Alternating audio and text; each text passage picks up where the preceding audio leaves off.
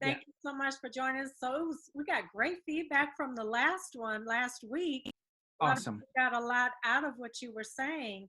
So Okay. that's letting me know I'm all about hearing what the people want. So that's letting me know people are really wanting to tap into what this all really means, other than physical. You Yes, indeed. what we're supposed to do, not do physically, but what does this all mean on a spiritual plane? Politically, what does this mean for us, for our well-being in this country or Hmm. in this world, really? So, Pastor Neighbors, so my question to you this week is, I know a lot of people are trying to tune President Trump out. They're like, I don't want to hear nothing else he has to say. It's ridiculous.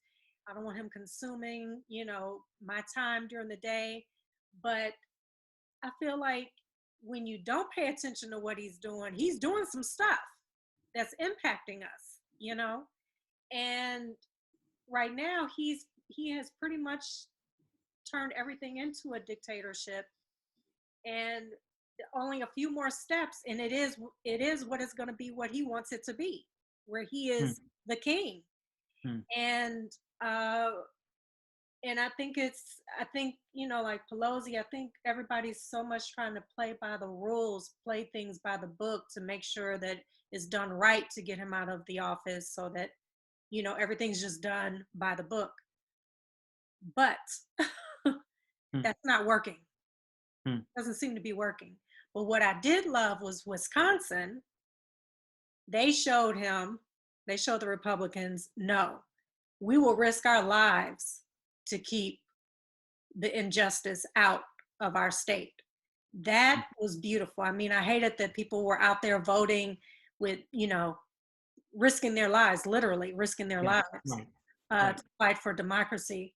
So my question is, I know you like, so what's the question? My question is, what do we need to do to stop this dictatorship that's happening? Mhm. Well, What do we okay, you got a great question there, and I will respond in a sort of three different categories. And the first category is, of course, that sort of ancient understanding, especially out of the African American historical experience in this country, the importance of voting. So, do? so there's nothing on earth, I think, that we can see right now with regard to Trump and his advances toward a dictatorship that is more important than voting. Mm, We have to vote. We know that November is coming. We know that we have to get behind the candidate that is now representing the Democrats, and that's Joe Biden. Of course, on yesterday, Bernie Sanders came out and pleaded with all of his followers to get behind Biden, and that anyone not behind Biden, wouldn't even be behind him either. So I think that voting piece is critically important. That's later on down the line. We're looking at April right now, and that's going to be in November, and there's no telling how far Trump will advance his cause toward, really becoming a kind of ruthless dictator. The second thing I want to share, beside the voting is this, and I think you're going to find this to be a little strange, but I have to put my pastor's hat on. You call me pastor, so I have to put my pastor's hat on.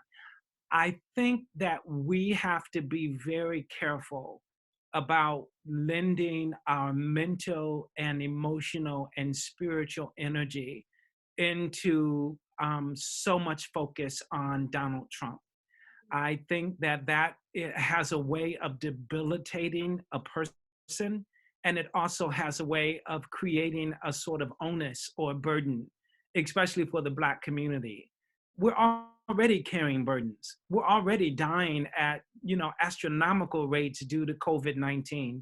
We already are not the first in line to receive the testing. We already are disproportionately suffering from trauma in so many different ways, whether it's ecological, economic, or environmental trauma, that causes us to be more prone to receive this disease, or whether it's all of those pre-existing conditions we know that are related to institutional injustice, the inequities in our healthcare system, the disparities that exist there.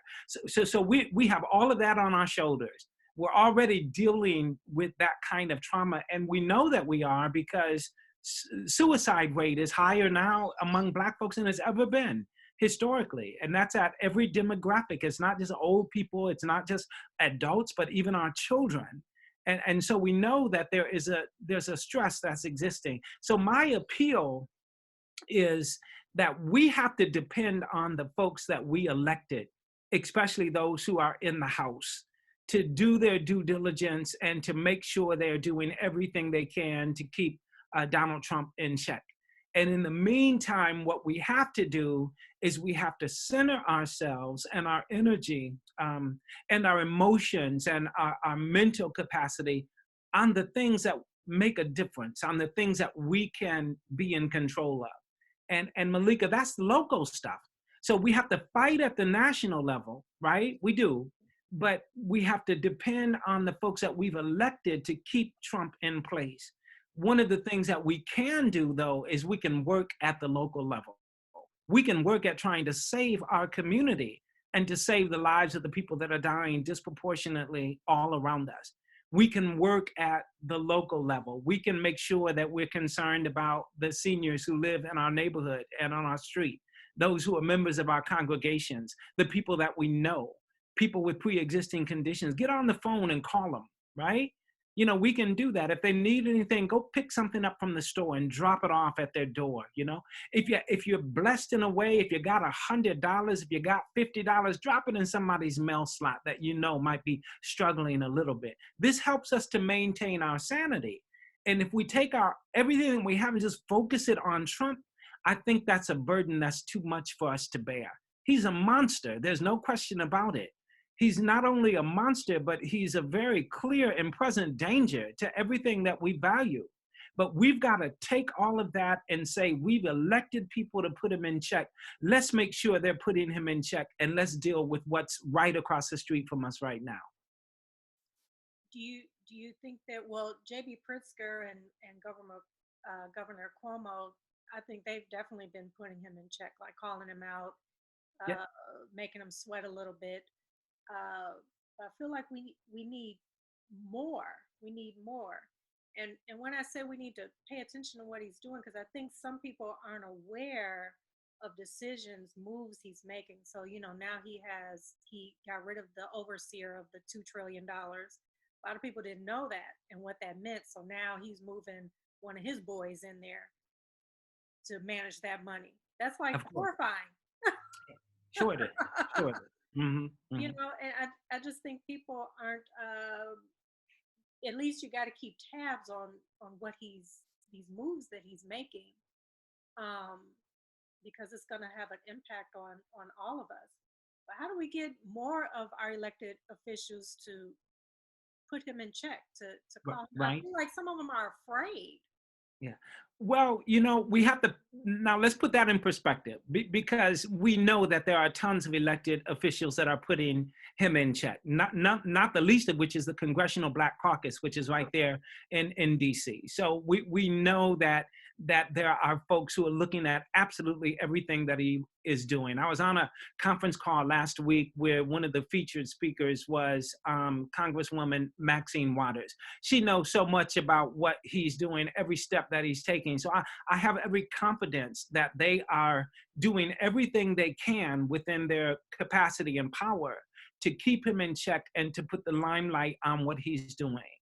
And then you also mentioned Pritzker and Cuomo. Let's not leave out the woman that he seems to hate from my home state, Michigan, Governor Gretchen. You know, there are others. You know, what we have to take a little bit of a sort of advice from what they're doing, Malika.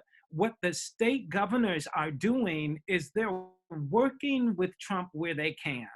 And then to tell the truth, they're also saying, excuse my French, I know I'm going to get in trouble, but they're saying, to hell with Trump on the rest of this. We're going to do what is best for our state.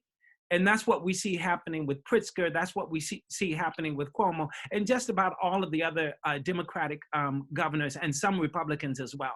They're fed up with what he's doing. They're fed up with his bumbling inefficiency, his inability to be able to focus on a particular topic and to follow it through. He comes up with something different every day. They know that.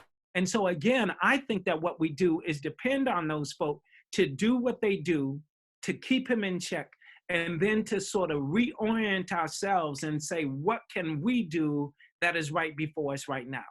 And I think that COVID-19 is demanding that we do that. You know, we cannot wear ourselves out, Malika, by talking about Trump. There are a few of us who have the ability to have this platform. You have this platform. I have the platform because of you. I have a writing platform where I'm able to use social media. So we're teaching our people about what to look out for and to be aware of it. And then what we do is we do that, and then we go on about our business. You know, the family that is next door to us is hungry. So, you know, I don't care about what Trump is doing in DC right now. I've got to be concerned about how can I get a bag of groceries to my neighbors next door? What can I do about that, right? The member of the church, I know that she picks up her prescriptions once a month, and sometimes she runs out before the first of the month. So what can I do if I get a phone call from a member who says, you know, Pastor, I'm out of my medication and I'm not going to be able to get my script until 2 weeks. What can I do? So I've got to do something. I've got to go pick up a script for her and pay for it. I've got to talk to the pharmacist and make that happen. I ain't thinking about Trump and all of that. I'm not thinking about him. That's a bigger battle. Don't get me wrong. And I'm not ignoring it. But what I am saying, to keep our humanity and to keep our sense of community in relationship with one another, we've got to focus on each other right now, I think more than ever. And depend on all of those elected officials and governor right on up to House of Representatives and even the Senate to say, we cannot allow this man to simply take over this nation and be a dictator. And he's well on his way to doing that. He's trying to do it. We know he's a dictator, but hopefully there's enough checks and balances. The last time I checked, Malika, I'm a student of government. There were 3 branches of government and not just one. And they all offset each other. It's not just the executive branch. It's not the most important. It's not more important than the legislative branch. It's not more important than the judicial branch. They have to work together. Mm-hmm. Yeah. So definitely getting to the polls, voting is going to be a way to end his dictatorship. But I feel like, I don't know, I just feel like he's gotten away with so much already, to the point people are asking themselves, well, why aren't we stopping him? What is it that you think can stop him at this point? Outside of voting, because we got, I mean, that's in November. What can stop him like today? I feel like there's got to be something written somewhere that can stop this man. Yeah. Well, you know, Malika, I'm not so sure that it's something that's written somewhere, because, you know, I think that those of us who are Democrats have exhausted ourselves in terms of looking in the archives to try to find something. What was written was impeachment. You know that. It succeeded in the House. It failed in the Senate. So that was a failure. He's not going to come up before impeachment again before November. That's not going to happen. I think the thing that's going to stop Donald Trump is there is going to have to be a significant turn of support of his supporters and others, and outrage that seems to be building more and more. Now, I do believe that there are 30,000 Americans who have now died from COVID-19. That was reported this morning. That number continues to rise. There are not enough people who are saying that number of people who are dying is directly correlated to the inefficiency of Donald Trump more than 30 days ago, when he was indecisive, when he was lying to the American people by saying that this was a farce by the Democrats, by saying that by Easter people will be back in their churches. All of the lies that he was telling have somehow created an atmosphere of susceptibility. He is the one responsible for these people who are dying. He is the one responsible for all of these people becoming sick. There are not enough people who are saying that. They're challenged by that. Now, you know, it broke my heart the other day when Dr. Fauci himself backpedaled, you know, and said, you know, That's There's a what, there's a misunderstanding. I was misunderstood. I didn't mean what I said. You know, we are hurting very clearly. mhm, It was because of the slow response of the administration that this thing has gotten out of hand in this country. And therefore, he is responsible for that. But Fauci backed away from that. And I think he backed away for a number of reasons. You know, we got to admit, if Trump is the dictator that we say he is, if he is like a Don in the mafia or a Mexican cartel boss, then he is also a very dangerous man. And you know, anybody can come up to me, Malika, and threaten me and threaten my life, right? Okay, you can threaten my life, and you know, I've lived a wonderful life. I thank God for living it. It is not going to stop me from speaking out from the depth of my heart. But if somebody comes up and threatens my family, threatens my wife and my children, my extended family, then I have some significant problems that are on my hand right. because now their lives are at stake. And I do not doubt that Donald Trump and his minions and supporters are just that lethal and just that low life. And that's a part of the reason why so few people are standing up against him in any public way. Mm. Now, when somebody sees this, they may come knocking on my door. Be that as it may, somebody has to say something. Somebody has to say something. Somebody has to say something. And I've noticed the media has been a little more vocal in challenging him in those press conferences, Yeah. which I do appreciate because it seems to make him crazy. And I think more and more of his supporters need to see something's not right there mentally, emotionally for him to lead this country. Um, well, I guess we just got to get to the polls because it just feels like people are afraid of him, and that's why he every day is something new that he's getting away with. Yeah, yeah. So right, but Malika, right. So we do have to just get to the polls, but keep in mind what I'm suggesting is that we have to continue making these external demands about change. We have to put the spotlight on the inability of Trump to successfully run this country. That's our responsibility. But at the same time, internally, we have some responsibilities that we have to engage in as well. Let's let the Congressional Black Caucus do what they do. Let's let the NAACP at a national level do what they do. Let's the Poor People's Campaign do what they do. They have the spotlight on Trump. They do. And we can hear it and see it. But in the meantime, let's make sure that we gather ourselves together in our small communities around this nation, in our large cities. Black people have got to become more united now than ever before. We have to become more united than we were during the civil rights movement. In order for this death plague to stop taking the lives of our people in communities and cities and neighborhoods everywhere, we have got to become one people again. We've got to make sure that our seniors are being taken care of. We've got to make sure that our young people love life enough so that they're not going to risk it by going out and gathering together. We've got to make sure that we are united of one mind, one body, and one spirit. And we can do that. We got to put all of these petty differences aside. You notice nobody's arguing anymore like they used to argue. Nobody's arguing on Facebook. Nobody's arguing on other social medias. You know, this thing is bringing us together. Yeah, people are trying to stay alive, and My Lord. I mean, really trying to stay alive. That's right. That's and right. and the community, what I've seen with COVID-19 is that the community has we've seen them come together now because they're trying to keep their, like you said, trying to keep their neighbor alive, trying to keep the seniors alive, That's right.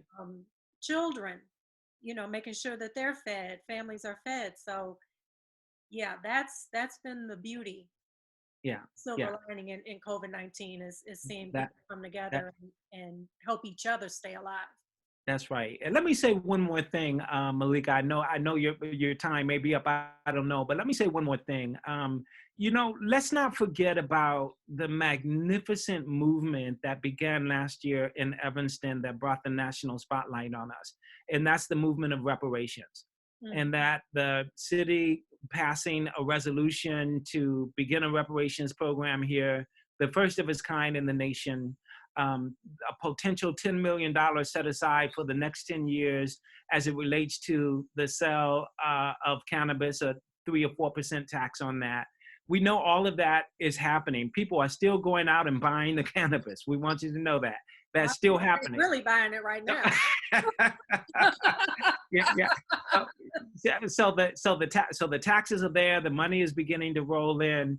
It is my firm conviction, and I heard this in a conversation last night. It was a remarkable conversation. I was on another national call, and this was a call that was hosted by BET, and they had 3 guests on, and they had Ayanna Van Zandt was on there, you know, giving a sort of spiritual perspective. Benny Napoleon was on there. He is the sheriff of Wayne County, which includes Detroit. And the final person on there was Patrice Harris, who is the sister who's the president of the American Medical Association. And as they came to close in that amazing conference call where there were hundreds of people who were on it, they talked about the importance of reparations. They talked about how this disease is so disproportionately wreaking havoc in our Black communities around the nation that talk about reparations is going to have to be at the top of the agenda, because Black people are going to need special assistance and help. And as I thought about that, I thought about the amazing work of our own Robin Simmons. I thought about the work of Judge Lionel Jean Baptiste that he's doing, Peter Braithwaite. You know the people, you know all of them, Dino Robinson. And I think that we have a model here in Evanston that has the potential to be replicated in other places around the country. How can we look at sort of taking reparations and addressing at least a part of it in how we are now disproportionately suffering from COVID-19? I think that might be another topic altogether, but I hope that we can talk about that in the future and maybe bring Robin on and some others and say, listen, we need help more than ever now. And we've got money that has been promised and set aside. What are we going to do about it? So I just thought I'd share that. That's local work. Yeah. Yes, that would be a good topic for next Yeah. week. Let's see how we can pull everybody together. Indeed. Yes, yes. Yeah. Well, thank you as always, Pastor Nabors. Thank you, Malika. Yeah. Another perspective, and keep the faith. That's what he says to everybody. I go to Second Baptist. That's what he says at the end of the service. Keep the faith, baby. Yeah, yeah. And so now I'm going to say it after every conversation as well. Malika and everybody listening, keep the faith, baby.